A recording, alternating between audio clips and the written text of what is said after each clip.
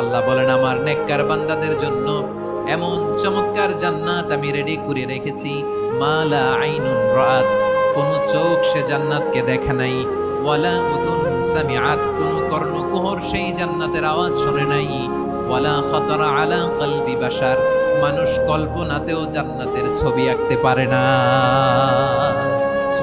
কল্পনাতেও ছবি আঁকতে পারে না।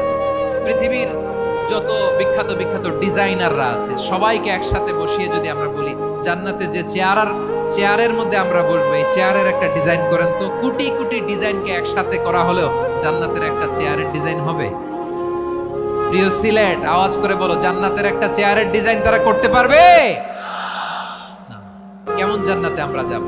বিশ্বনবী কিভাবে জান্নাতকে আমাদের সামনে চিত্রায়িত করেছেন, পোর্ট্রে করেছেন? তিনি বলেছেন জান্নাতীরা যখন জান্নাতে ঢুকবে, ফেরেশতারা জান্নাতীদেরকে বলবে, ওয়া ইন্না লাকুম আন তাসিহু ফালা তাসকামু আবাদা, ও জান্নাতীরা তোমরা আজীবন সুস্থ থাকবা, কোনোদিন অসুস্থ হবা না। সুবহানাল্লাহ বলেন।